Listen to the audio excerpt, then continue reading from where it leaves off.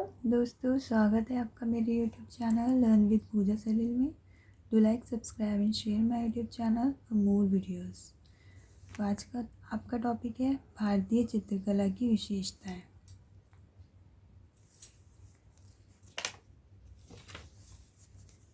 यह सर्वविदित है कि भारतीय चित्रकला एवं अन्य कलाएं दूसरे देशों की कलाओं से भिन्न है और भारतीय कलाओं की कुछ ऐसी महत्वपूर्ण विशेषताएं हैं जो अन्य देशों की कला से इसे पृथक कर देती हैं। ये विशेषताएं निम्नलिखित हैं। धार्मिकता एवं आध्यात्मिकता। विश्व की सभी कलाओं का जन्म धर्म के साथ ही हुआ है। कला के उद्भव में धर्म का बहुत बड़ा हाथ है। धर्म ने ही कला के माध्यम से अपनी धार्मिक मान्यताओं को जन जन तक पहुंचाया है। राष्ट्रीय जीवन के ही समान भारतीय कला का स्वरूप भी मुख्यतः धर्म प्रधान है। विष्णु धर्मोत्तर पुराण के चित्रसूत में कहा है, कलानां प्रवरम चित्रम धर्मार्थ काम मोक्षदम मगल्य प्रथम चैत्य दृगहे यत्र प्रतिष्ठितम। अजंता, बाघ आदि गुफाओं में बौद्ध धर्म प्रधान चित्रों का अंकन हुआ है। राजस्थानी पहाड़ी शैलियों में कृष्ण लीला विषयक अनेक रूपों का चित्रण हुआ है। यही धर्म प्रधान मूर्तियाँ एवं चित्राकृतियाँ पूरे देश में देखी जा सकती हैं। चित्रकला ने धर्म को सौंदर्य एवं आकर्षण प्रदान किया है। इसी प्रकार किसी भी देश की धार्मिक मान्यताएं, उसके पौराणिक देवी देवता, उसके आचार विचार और उसकी नीति एवं परंपराएं वहाँ की कला में अभिव्यक्त होती मिलती हैं और भारतीय कलाकार ही कला संरचना के द्वारा धार्मिक आध्यात्मिक भावना को अभिव्यक्ति देता है। अंतः प्रकृति से अंकन। भारतीय चित्रकला में मनुष्य के स्वभाव या अंतःकरण को गहराई तथा पूर्णता से दिखाने का महत्व है। अजंता की चित्रावलियों में जंगल, उद्यान, पर्वत, प्रकृति, सरोवर, रंग महल तथा कला के पात्र सभी को एक साथ एक ही दृश्य में अंकित किया गया है। इसी प्रकार पद्मपाणि के चित्र में कुछ रेखाओं द्वारा गौतम बुद्ध की विचार मुद्रा का जो अंकन हुआ है वह दर्शनीय है। इस प्रकार भारतीय कलाकार ने एक स्थान में अनेक कालों, स्थानों अथवा क्षेत्रों की विस्तीर्णता को एक साथ ग्रहण करके व्यक्त किया है। कल्पना प्रियता भारतीय चित्रकला की प्रमुख विशेषता है। वह उसके आधार पर ही पली बढ़ी, अतः उसमें आदर्शवादिता का उचित स्थान है। यूँ भी भारतीय लोगों का मन यथार्थ की अपेक्षा कल्पना में अधिक रमा। विदित है कि अनेक देवी देवता चाहे यथार्थ में अपनी सत्ता ना रखते हों, पर उनका कल्पना जगत स्वरूप अनेक हृदयों में निवास करता है।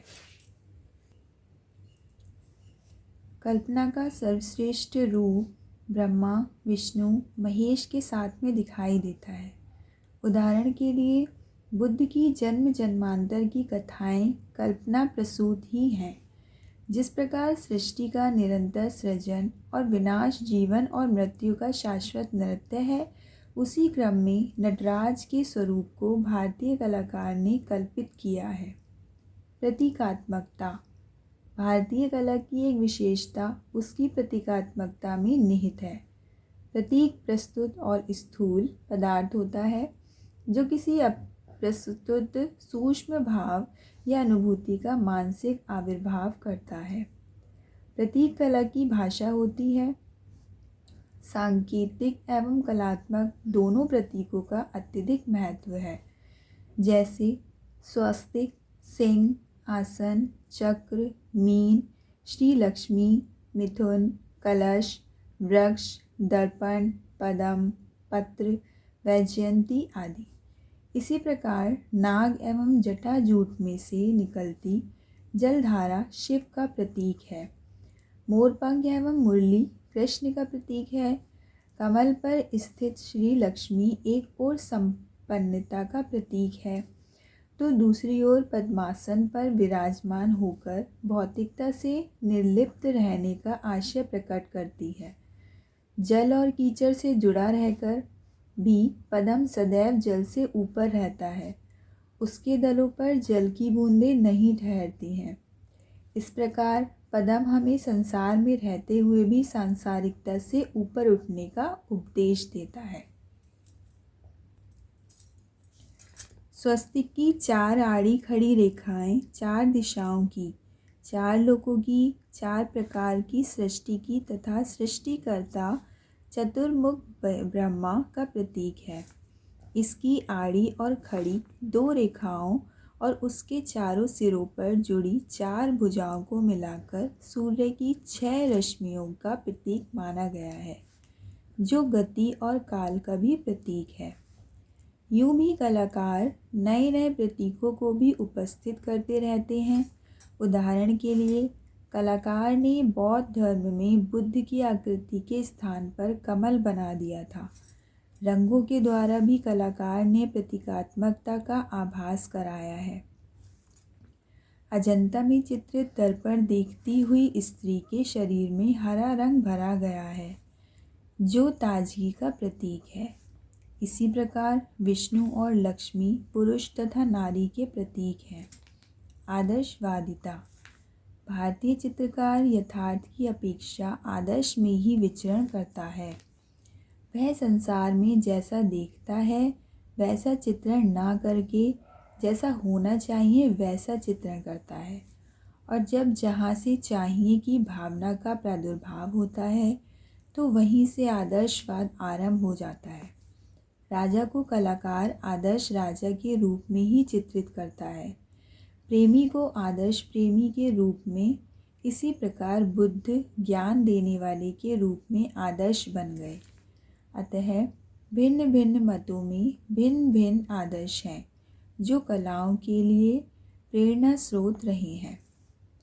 मुद्राएं। भारतीय चित्रकला, मूर्तिकला एवं नृत्य कला में मुद्राओं को अत्यधिक महत्व दिया गया है।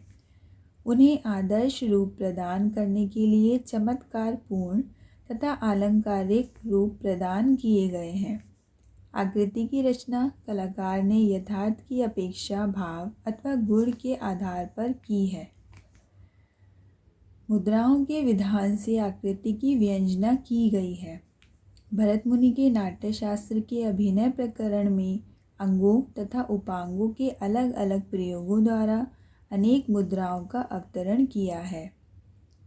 ध्यान, विचार, संकेत, उपदेश, निकालना, पकड़ना, क्षमा, तपस्या, भिक्षा, त्याग, वीरता, क्रोध, प्रतीक्षा, प्रेम, विरह, एकाकीपन आदि मानव भावों को बड़ी ही स्वाभाविक मुद्राओं में दर्शाया है।